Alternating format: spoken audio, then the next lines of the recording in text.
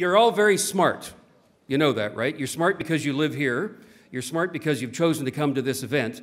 And you're smart because you're going to get engaged today with the whole project that we have planned to tell you more about with the Smart Cities Initiative and some other things that the South Island Prosperity Project is doing.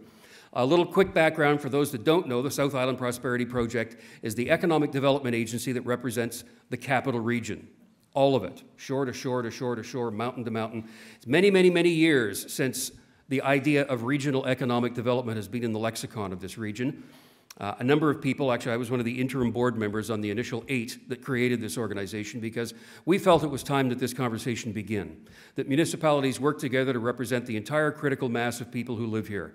A huge amount of wins have happened on the economic development side with the organization. Among the many things is something you saw last week, which is the release of the Prosperity Index, which is sort of our friends at the Victoria Foundation do the vital signs report. A simple way to explain the Prosperity Index is that it's vital signs for the economy, so that we can do an audit to find out where we're at, what's strong, what's not, what we need to improve, and what's doing very well. And that one is the first report, made possible by our friends at Coastal Community Credit Union, means that that's the baseline. Every year going forward, we now have a point from which to measure the successes that we will achieve, and we will achieve a lot of them. So just a quick overview of the day. You're going to hear some keynote speakers. There'll be a panel of people that will come up and say a few things. So lots of interactive things coming up. We'll explain it all to you shortly. But first of all, I'd like to welcome Christina Clark to come up here. She is the CEO of the Songhees Nation, and she is also a member of the South Island Prosperity Board. Would you please welcome Christina Clark?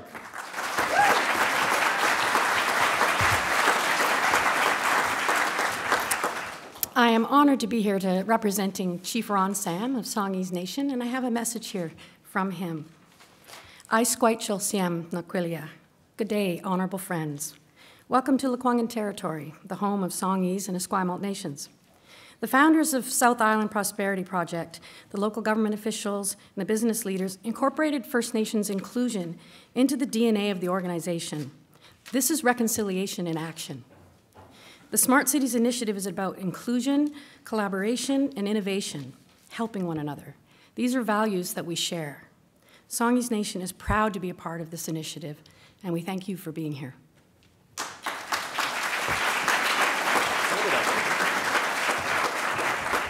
Thank you, Christina. Just to set the framework for why we're here today, again, about the Smart South Island Initiative is a part of a larger program. This is something you can bear in mind as we go through the day today. The Government of Canada has launched a National Smart Cities Challenge that happened Thursday of this week. Canada's Smart Cities Challenge is a nationwide challenge for Canadian cities and communities to put forward their smart city proposals. And they have a chance to win prizes of $50 million, $10 million, or $5 million. The Innovation Prize winners have a chance of being a part of a bigger regional project that we're going to do here, and we're going to explain that to you toward the end of our event today. But it's a very exciting time for the Capital Region, and the South Island Prosperity Project is very proud to be leading that whole project for the region. To get things started, I'm going to introduce you to the facilitator today. His name is Charles Montgomery. He's the author, there he is now. He is the author of a book. Doesn't he look happy? Doesn't he look smart? He's the author of a book called Happy City, because of course a happy city is a smart city, and a smart city is a happy city. The disciplines he brought into that book include psychology, neuroscience, urban planning, and his own social experiments. The book itself makes the case that the manner in which we build our cities alters the way in which we feel, we think, and we behave as individuals and as a society. Charles would say that the happy city, the green city, the low-carbon city are all the same place, and we can all help build that, because that's the smart thing to do. A little snapshot of the book. The chapters include titles like The Mayor of Happy, The Broken Social Scene, which is a band, I think, isn't it? Yeah. Everything is connected to everything else. And if you save your city, you save yourself. But don't save your applause. Please welcome Charles Montgomery.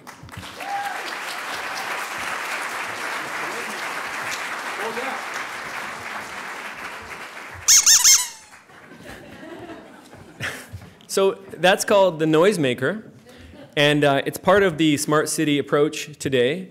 So if I speak for more than 15 minutes, it's so irritating. Before our first engagement activity, then Bruce is just going to go wild. He also has an air horn, a cowbell. It just goes on and on. And so it's a tight day. We want to respect your time and keep things moving. So Bruce will be using this. So panelists and our speaker today, take note. So, I do have a clicker here. Fantastic. So today, the idea is threefold, I think. First of all, to ignite a conversation about smart city solutions in the region. And we want to share with you some big ideas. We're bringing some people into the room to share some big ideas, but also to generate a discussion and hear some of your ideas, not just about the solutions we need, but first we need to talk about our aspirations. What kind of region do you want to see here in 2040? And you know, it's always fun to look at the definition of smart city. This is from Industry Canada. And you know, a smart city uses technology and data to improve livability and opportunities for the city and its people. And you know, when I first see that, I'm like, what does that even mean? And so I've kind of meditated on this a bit in our own work myself, and I'd say, okay, well, if we're going to take the SMART approach, I personally would add things like experimentation and evidence and practical solutions. So the idea is about throwing out old paradigms. For example, maybe the old paradigm was if we just boost the economy, everything will be fine. Or if we can just move as many cars around as fast as we can, everything will be fine. That doesn't work so well in taking us to a happier city, I'll use the word. So the idea is to go beyond that and look for, and I think it's fair to say, innovative approaches. So it's up to us today to figure out what do we mean by those innovative approaches. And I'd actually urge caution here, and I want to tell you a little story to emphasize this cautionary point. So I was in Dubai a couple of weeks ago to help write a report on smart city approaches to building happy cities globally. And of course this was happening in Dubai because they really care about a smart city approach. In fact, they've got a new ministry responsible for creating a smart city. But the government of the UAE now has a ministry responsible for happiness itself. So everything is smart, everything is happy all the time. They have a big smart cities office with swings in their lunchroom. It's really cool, really fun. But when you get down on the ground in a place like Dubai, you see how this starts to play out. So here's how it plays out in one way. A friend took me to a park. She was a psychologist. She thought this would be good for me to visit a nice green park in the desert. So this is Zawil Park. It's a public park. And of course, they're having a happiness market that day. So I was very excited to check out the happiness market. And then we got in line to get in the park, to get in the public park. And honestly, we waited 20 minutes in the boiling sun to get into this park. Why were we waiting 20 minutes? Well, they were taking a smart city approach. They were using a new smart card system so that you could pay to get into the park. But the system was just booting up. It wasn't really working, so there was a single person exchanging our money for smart cards and whatnot. And you might be thinking, well, maybe that'll just be fine once they work out this smart card system. But actually what I was thinking was, why are we paying to get into a public park? Well, this is an unstated part, I think, of Dubai's smart city policy. It costs about $1.50 to get into this park. So who can go to the park? Who can't go to the park? Well, in Dubai, they have about 1 million laborers from South Asia living in labor camps. So this means you keep the laborers out of your park, and you keep them living in these kinds of places where they supposedly belong. So this is what's happening in one of the global leaders on smart city approaches. So we need to be very careful. We need to, I think, start with the values approach. What matters to all of us? What kind of a community do you want to create? What kind of a region do you want to create? So here's another path to the future. I was in Vienna a couple of years ago, and I attended a workshop just because I had nothing to do. A conference was on, and it seemed kind of interesting to me. It was called Gender Mainstreaming in Planning. And I just thought, oh, that's cool. You want to make a city that's more inclusive for everyone. And they said, no, this is about building a city for women. And I said, well, what about the men? And they said, if you build a city for women, it's going to work better for everyone. And then, it's actually not, this wasn't a joke. So maybe we have a ways to go here. So for example, the idea is that everybody should be included. And so what they started to do, and if you can look this up, the woman's name is Eva Kale. She pioneered this approach, is she would take seniors, elderly women on tours around the city to see how the city worked for them and then make changes. So that worked. In fact, they built an elevator here because they realized half the community couldn't get down those stairs. Then they started looking at public parks, and they realized a lot of kids have a lot of fun in public parks. But if you look closely, or even superficially, you realize a lot of those kids happen to be boys, and the women the girls weren't using public parks because boys are so rambunctious and because so many facilities in public parks are just built for boys.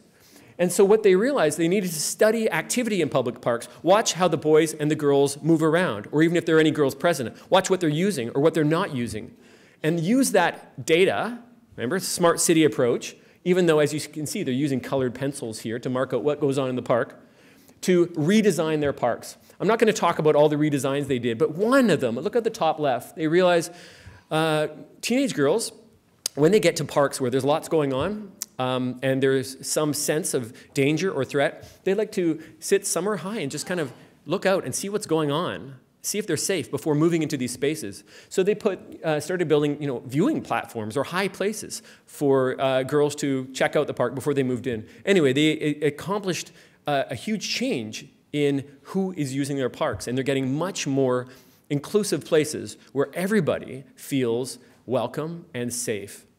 And so, to me, that's very interesting. That's a smart city approach that uses the technology of a piece of paper and a pencil, marking down where people go.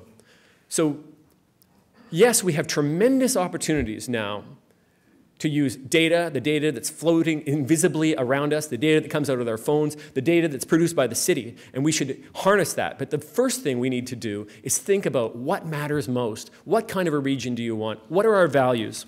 So, Bruce, I think that's pretty amazing. That was less than 10 minutes, wasn't it? Great. To wrap up then, I think you've already started to do that as a region. The Victoria Foundation's Vital Signs report that's done, I think it's every year or every 2 years?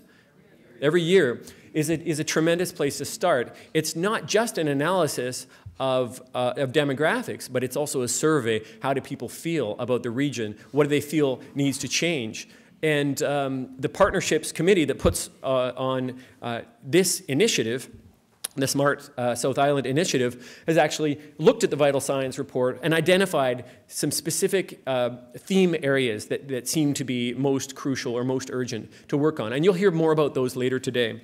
But we thought it would be interesting to start today by figuring out who's in the room and what matters to you.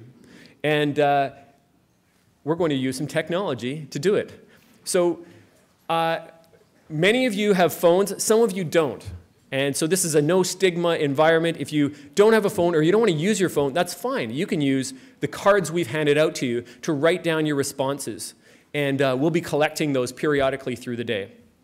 If you want to use your phone, first of all, our app is called Mentimeter. So just log in to menti.com, and you'll see a request for a code here. So enter the code, and that's going to take you, I hope, that's going to take you to our first question. Where do you live? Here, the one thing I'm learning here is folks on the West Shore are not highly represented here, or you're stuck in traffic, which is quite possible. So, who here lives in a First Nations community? We have 1, 2, so about 3, 4, 5. We're going to jump to the next question now. For this, if you're in the core, Mayor helps. The core is? Other. The next one's going to be a fun one. I hope it's going to be more fun. So very quick, how old are you? I think we've covered the bases with our fields here. So as this emerges, I'm seeing a pretty big underrepresentation of people under 25, and a fairly even representation of people in other ages. Okay, we're going to jump through to the next one if you haven't answered that.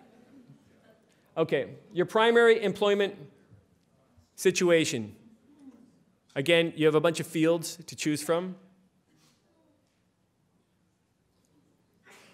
I notice the entrepreneurs are very quick at answering these questions. They know the value of time. So lots of people working for private businesses. A lot of entrepreneurs in the room. People working for government. Significant number of people who are retired. Not a lot of students in the room. I think our parenting color should be green. One person focusing on parenting. Okay, interesting. I'm going to suggest we move to the next question now. Your cultural heritage.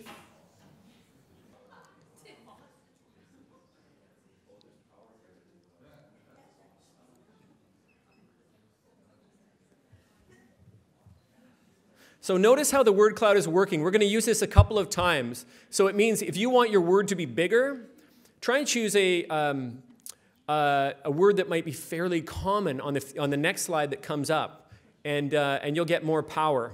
It'll be a values slide. To me, it's really exciting to note that so many people in a diverse country like this are saying, well, really, what I am is Canadian, as well as all these other things. I'm going to ask for 3 people to yell words here that really resonate with them or they find interesting to note on the screen.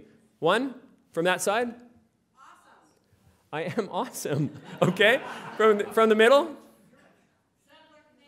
Settler Canadian.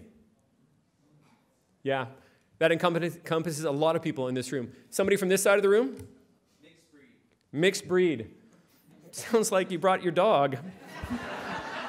Okay, really interesting. Okay, we're going to hold on to this. Next slide. Think about the region in 2040. What do you want to see more of? What value would you like to see the region embody less of? Sorry, our first question is less of. Now, this word might apply to the app and the process more than what you want to see in the region. Smart city innovations should make our communities less congested, divided, frustrating, exclusive. Divided is growing, congested is big, cumbersome.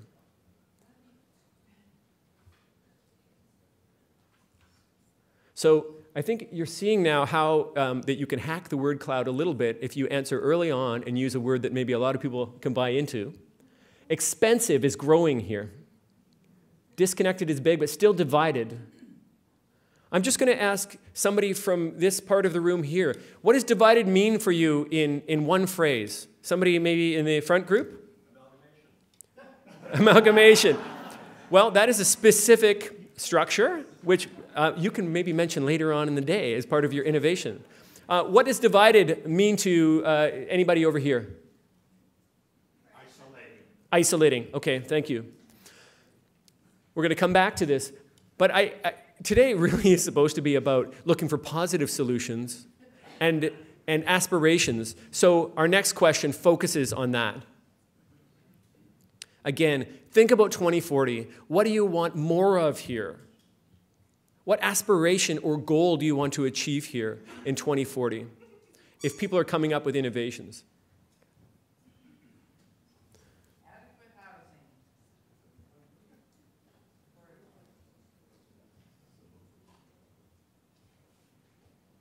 Sustainable is winning here. It's big. Inclusive, accessible, connected.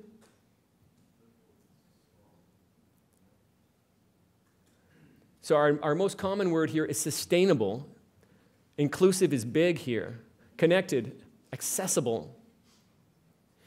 Okay, somebody at the back of the room in this column, when you say sustainable, what are you talking about? You're talking about the environment? You're talking about people? Yes, the woman with the black outfit and scarf?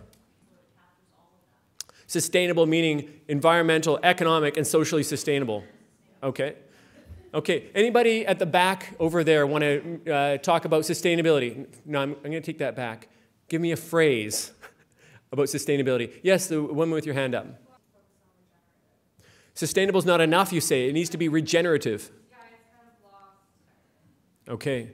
And so what I'm hearing here is that we have various definitions for this word sustainable.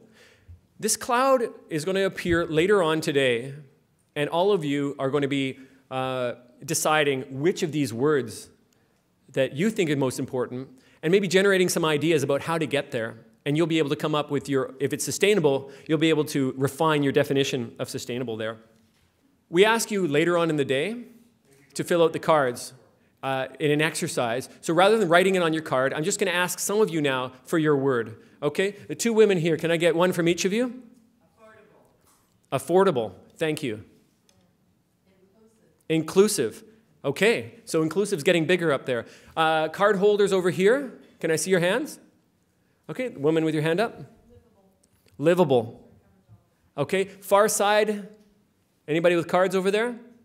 Okay. Last scan for card holders if you want to shout out a word.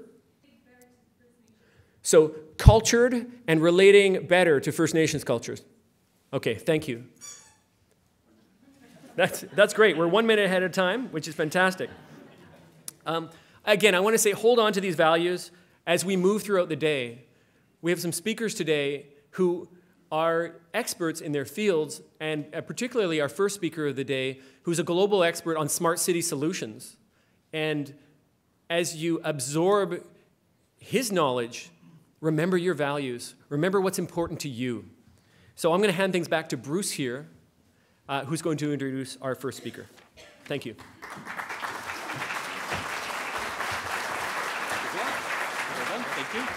Thank you, Charles. Don't you feel smarter already? Just from all this dialogue and the things that we're doing, and we figured out the technology. So this is one of the sound warnings. If somebody's really going long, they will hear that. Don't make me use this. Just don't, okay? One of the organizations that has recently become a member of the South Island Prosperity Project, we're a combination of municipalities, First Nations, nonprofits, institutional organizations, and private business people are the ones that are funding this organization to make it go forward. CGI is one of those organizations, and we can't thank them enough for the role that they're playing in convening this day here today, and in also making our keynote speaker available to us, who is this gentleman right here, who's joining us from beautiful downtown Portugal, is where he's come to us from. José Quadrio Alves. He works to transform innovative projects proven on a local level into worldwide offerings. The key to his approach is leveraging the technology and expertise of CGI's industry partners to address the challenges inherent in providing a citizen-centric experience. He has a pragmatic approach to addressing the budgetary constraints typical in this environment, and he works to foster local economic development. He develops a high-profile performance virtual team across widespread geographies, and that's a core skill for what he does. He has the ability to connect resources with diverse backgrounds, with cultures, with skills, and with experiences, and in one that delivers directly to future city initiatives. He has 35 years of experience in the informative technology in the areas of management consulting and future cities innovation. Would you please welcome Quadrio Alves.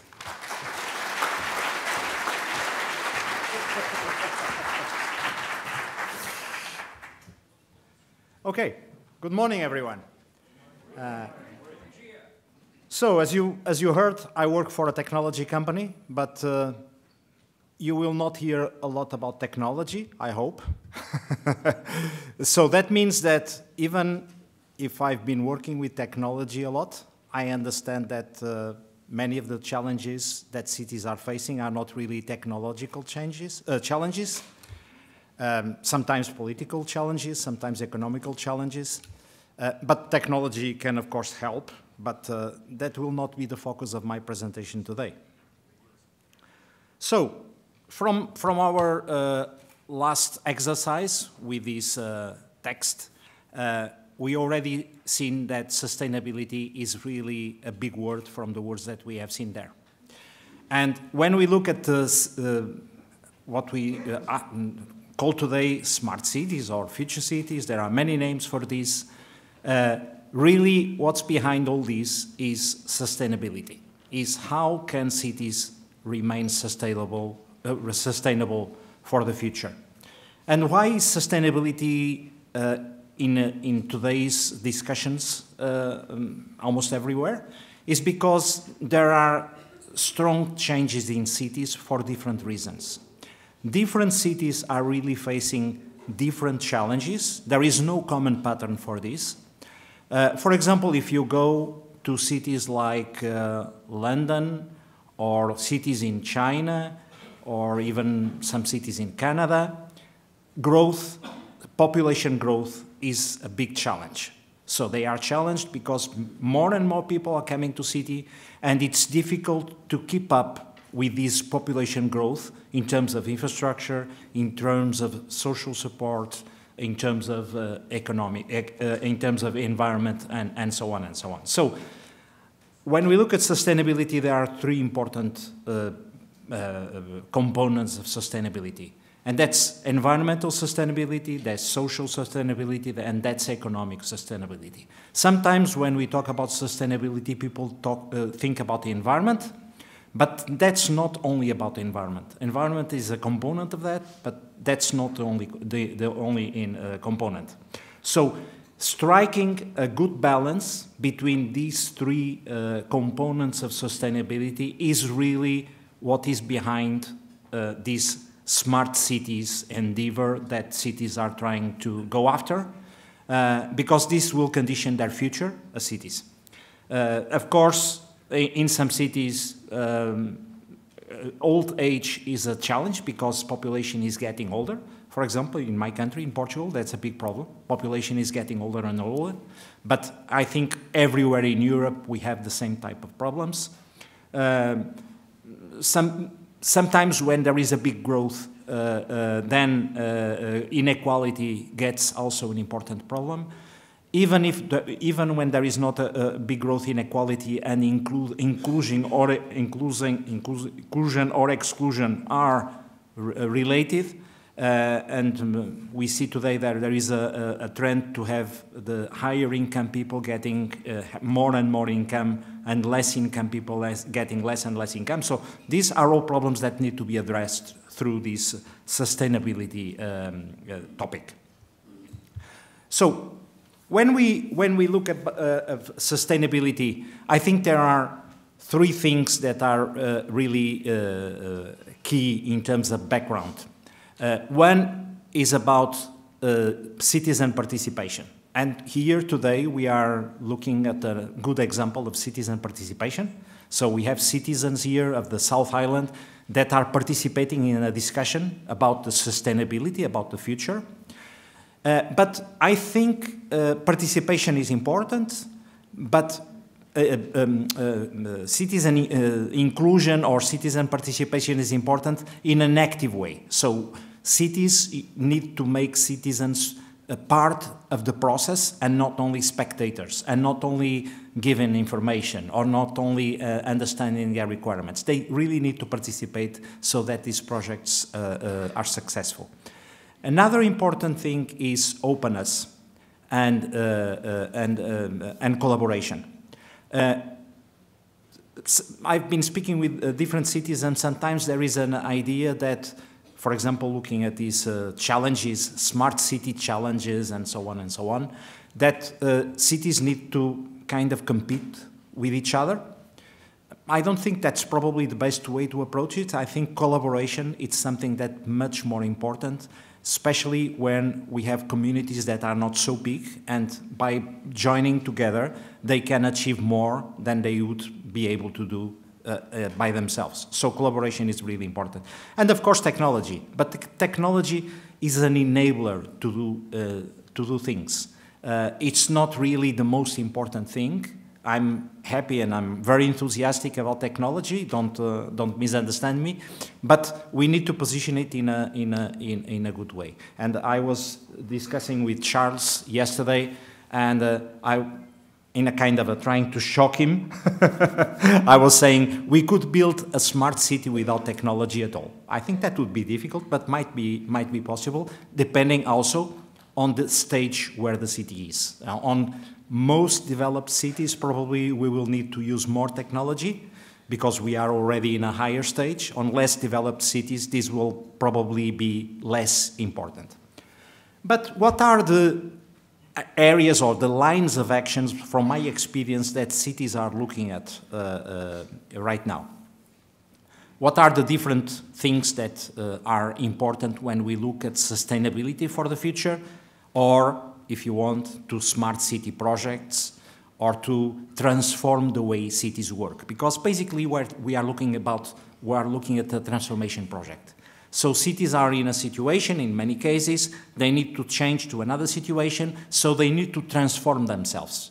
One of the words that came up in the polls that we had earlier was silos or less siloed.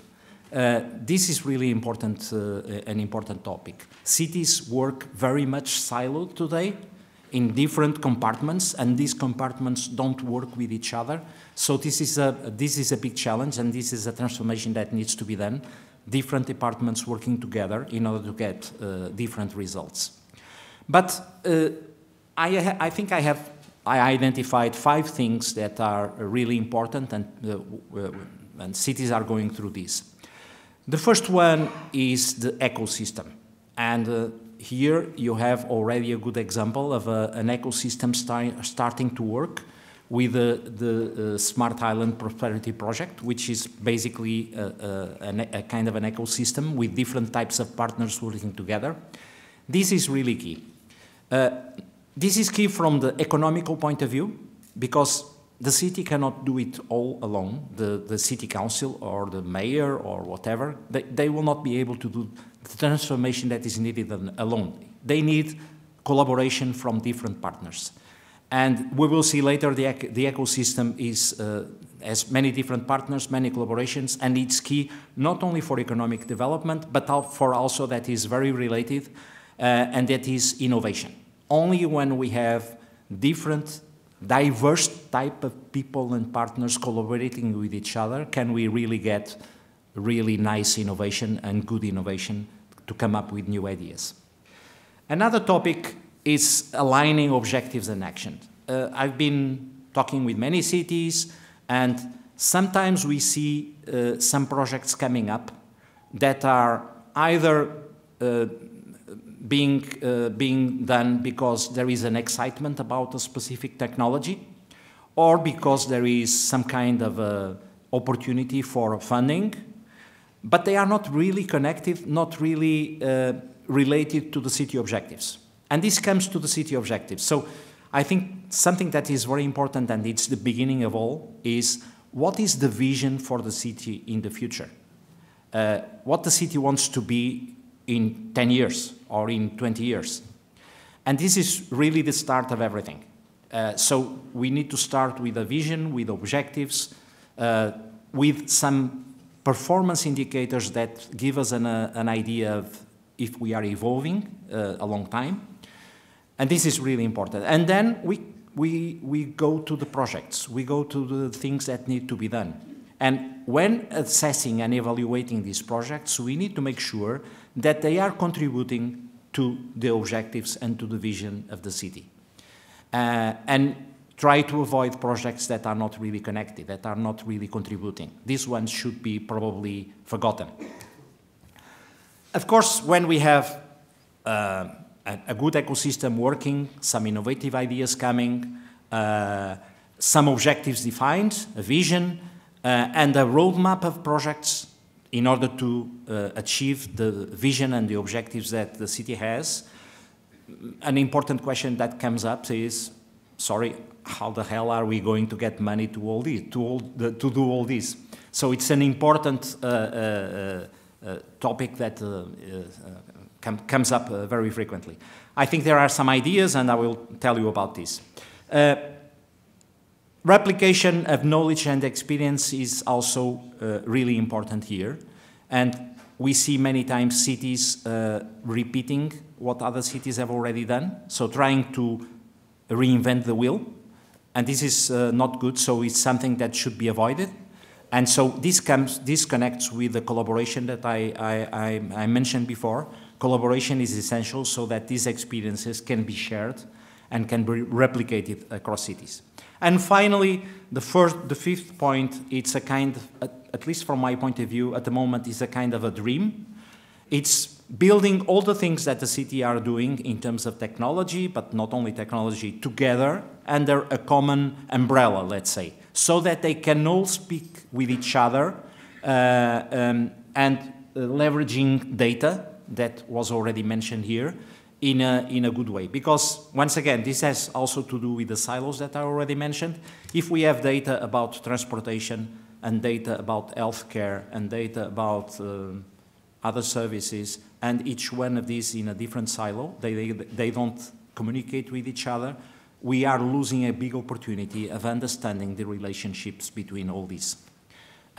Just give you an example, some time ago in UK there was a study that showed that a significant part of the traffic on roads, and I think it was something like 40%, I'm not sure of the figure right now, but something like this, was motivated by the national health care system. This is something very relevant. So is connecting healthcare with traffic, and what are the relationships between the two? So, just going briefly through each one of these topics. Ecosystems. Ecosystems are really key in terms of economic development, in terms of innovation, and city ecosystems are normally composed by these type of partners, let's say. Government and utilities, academia, universities are very important here, businesses, entrepreneurs, and so on.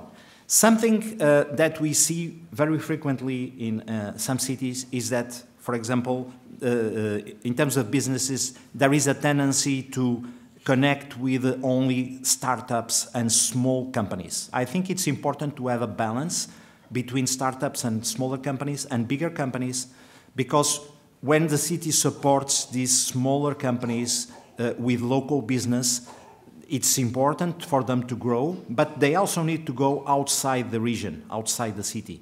And these bigger companies can have a contribution on this. So this is, I think it's just an example. Academia, it's really very important because it brings innovation, it helps bringing innovative ideas, it helps building pilots, it helps building experiments that are also important on innovation.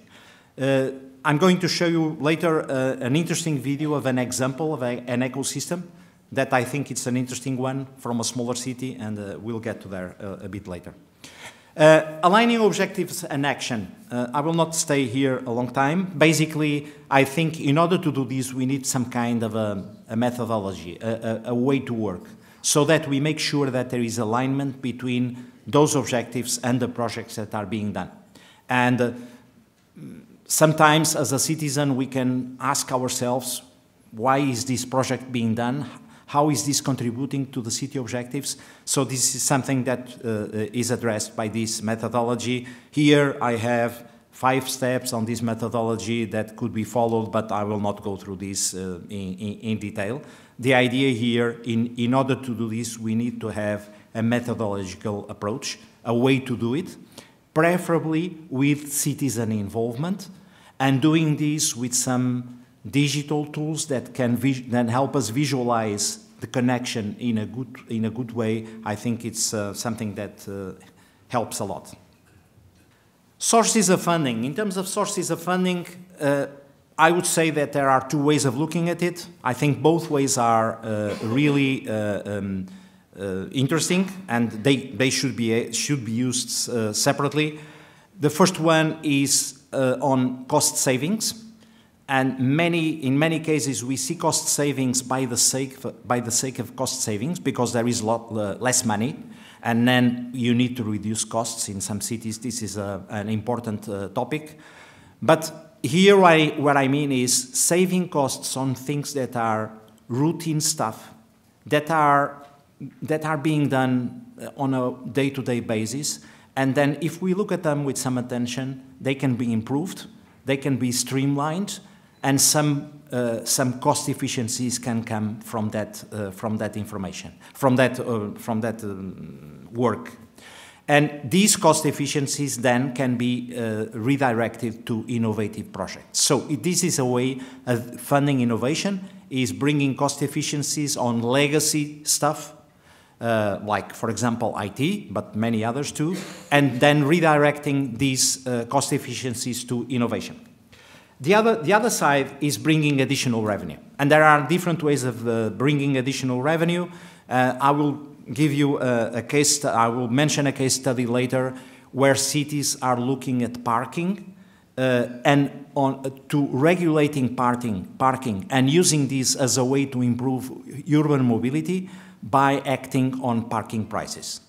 And by acting on parking prices, this sometimes means rising parking costs in some areas, reducing parking costs in other areas, but really maybe coming up with additional revenue from this, or making additional revenue for using other city assets like machinery, like real estate, and sometimes even cities are discussing this more and more, data.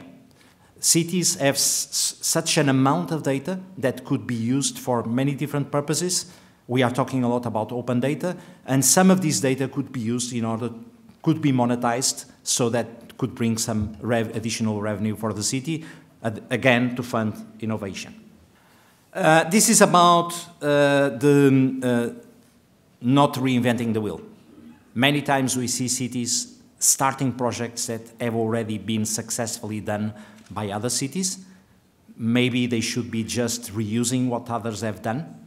And I think this is important, because sometimes we are just spending money on things that could be much cheaper if we could use something that was already successfully done. And if we do it for the first time, of course, there is higher risk, because we are experimenting, we are figuring out, we are inventing.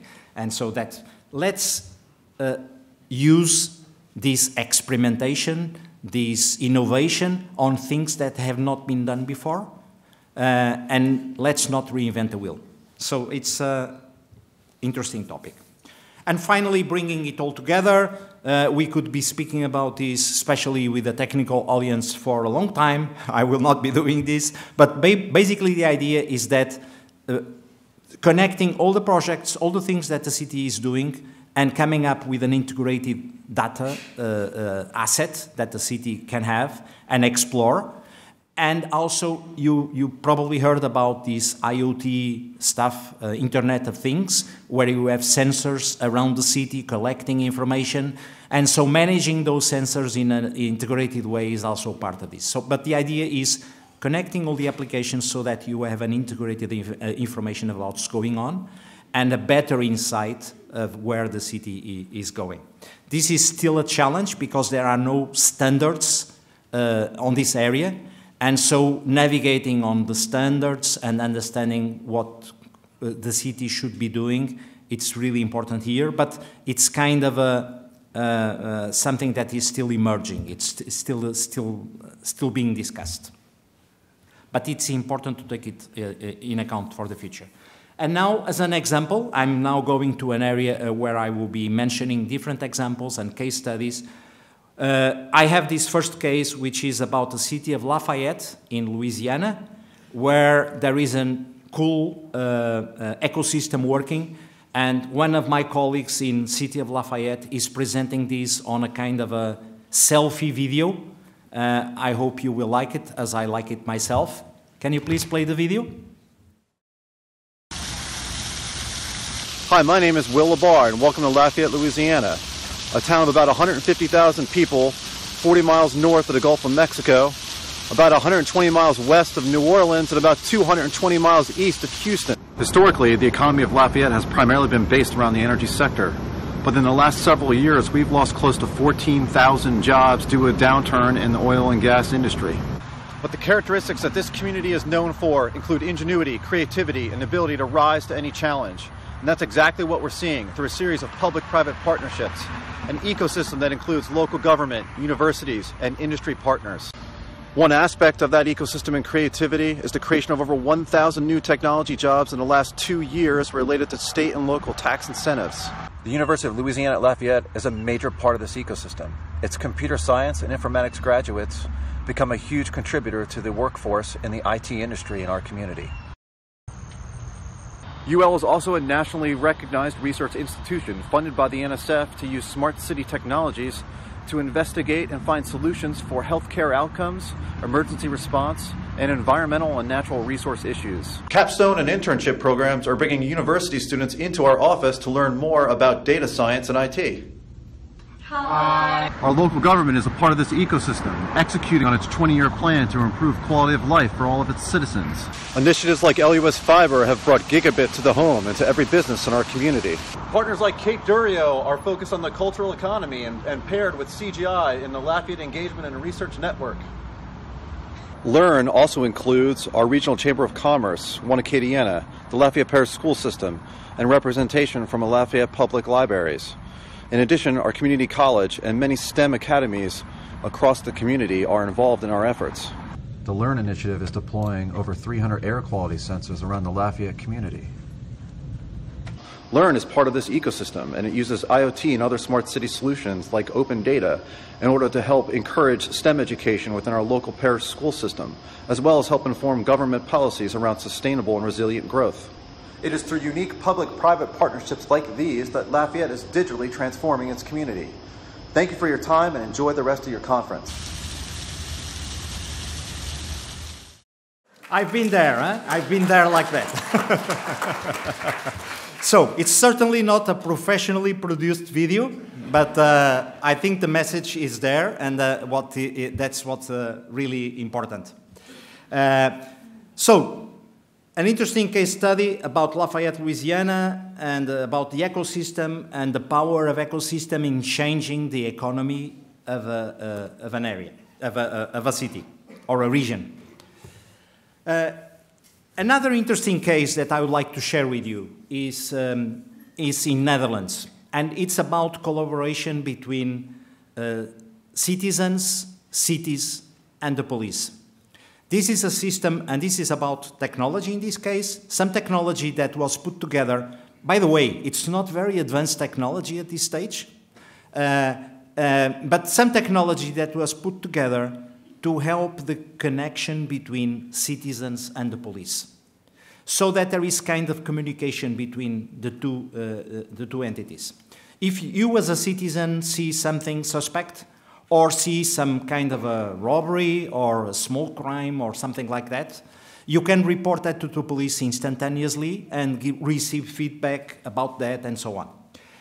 This is a very successful system, and it has now more than 1.6 million users in Netherlands, which is fairly interesting for this kind of technologies in smart cities. And there are some statistics, and 11% of the cases that are raised through this system lead to an arrest or a locating of missing people, because sometimes this is also used to allocate people that are missing. And you see some other statistics there, but this is really an interesting project. Something that is also a good thing in this project is that it's evolving over time. There is now a European-funded project that is called Inspect, that joins together different companies from different countries, different cities, to build the architecture for this kind of future systems in the future. And actually, I think the city of Vancouver is participating in this as an observer. So this is just a curiosity, but it's an example of citizen participation and citizen engagement in an area that could be uncommon, and that is public safety. But it's really different, because sometimes when you look at public safety, you see these video cameras and control rooms, people looking at the video cameras and so on. This is much simpler, but probably as effective as that for some cases. And so it comes to the point now where we have seen we have discussed ecosystems. We have seen an example of citizen engagement in a city or in a region environment. The question that I would like to make, and this is a kind of a challenge, maybe for the SIPP, is what if the ecosystem was governed digitally? What if we would use digital technology to improve the way companies and citizens connect together, so that this would be more easy to do, more immediate, and more appealing for outside companies to come to a specific region? This is certainly something interesting to discuss. And this would be some components of that. A smart web experience, making the digital technology easier to access, Also some components of smart identity, so that both companies and citizens would have an identity that they could control directly and manage what portion of this identity would be shared and what portion could not be shared. This smart collaboration and matchmaking between companies, people, and of course this would be in the context of a smart city. So I think it's an interesting topic to discuss, and this is a challenge that I give here so that maybe it could be discussed later in other meetings. Going to other examples, and now I'm moving to an area of mobility or urban mobility, which is really an hot topic at this time. And here we have an example that starts with something that is it's parking. And it's an example for the city of Strasbourg, where they have some applications, some solutions that help, on one way, help the citizen to find a parking place more easily, but also at the same time incentivize citizens to use less the car. So if you are a user of this application and you are leaving home that is in the outskirts of the city and going to downtown and want a parking place, you can use the application and say, I want to identify a parking place, and then it will suggest you probably that, why don't you park on the outskirts and get a public transportation? This will be cheaper for you because you will be saving on parking. In the end, it might be quicker because you will be avoiding some traffic congestion and so on and so on. So this is the type of application that, by using the excuse of helping to park, and actually helps to park, also incentivize citizens to use more public transportation and to use less their private car, because this is the most challenging thing about urban transportation, is the private use of cars and all the people moving on a car only by themselves with no one inside, no one else inside. This is really the big challenge, is the car-based economy. Another example, it's coming from Helsinki, Finland, and this is a mix between transportation and local economy. This is how open data from the transportation area in Helsinki have been used to build new solutions, new applications in the market around transportation. And so basically, it's also about the ecosystem. It's bringing different companies using data that is published by the municipality, using this data to build new applications, to market them, but these new applications will also be used by citizens to improve their life. So I think it's an interesting example that with very good results. And finally, this is my challenge around urban transportation. What if all transportation convergence? So I think the main issue around transportation is easeability of use. When sometimes I go to a bus stop and I see a very long line of people waiting on the bus stop, then I think this is not really a good experience for the citizen.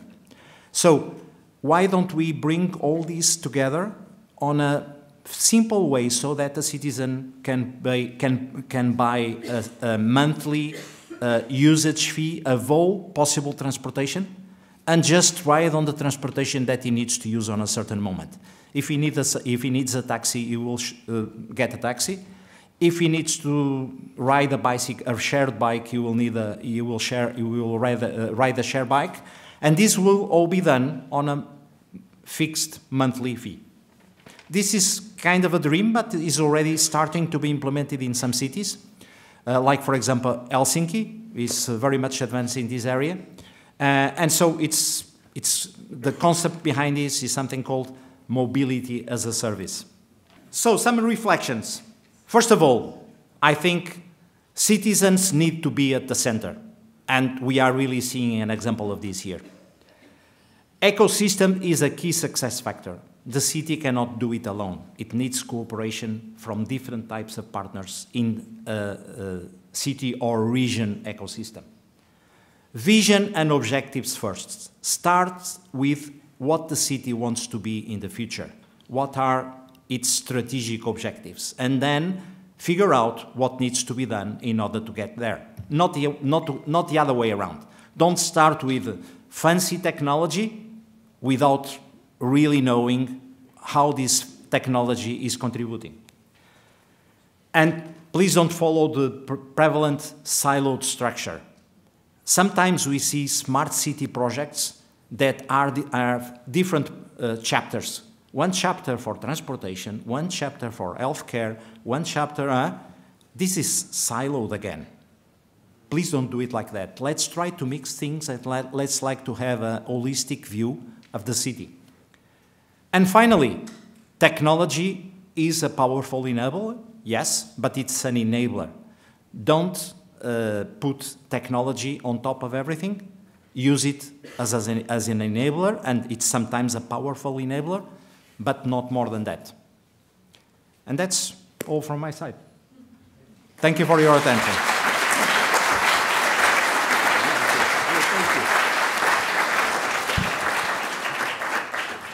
You smart guy. Quadrio, thank you. The whole conversation about alignment and convergence is so resonant in what we try and do here all the time, and it's certainly what's behind the idea of the Smart South Island, and it's what the South Island Prosperity Project does to get collaboration and innovation together in that sort of a convergence and collaboration. So that's going to make for a smart city, and your plan aligns exactly with what we're talking about. When you talk about a public-private partnership, that's what the South Island Prosperity Project is, with all of those partners I mentioned before. It's the idea that bringing all these people together for that kind of convergence is exactly what we're trying to do. So now we have a question for you, and that would be, at this point, having thought what you thought when you came into this event and having seen some perspective brought forward by what we've heard so far today, what matters to you? What are the things that matter to you? Out in the lobby, we're going to take a quick break right now, but out in the lobby there's a board that has a number of topics on it. We want to get your thoughts on that. There are some pads of paper where you can write down what you think and stick it right on the board to see how those things align with what you think. And if there are other priorities or other things that matter that are not included on that board, write it down and put it out there. We'd like to see that. We're going to collate all that information and make it available to you at a later date, okay? So we'll take a break for about 15 minutes. We're going to come back. We have a panel of people that has some things to say, and we're going to get all interactive with you and each other and get together and talk about things collectively, okay? We'll take a break, and we'll see you in 15 minutes. Thank you.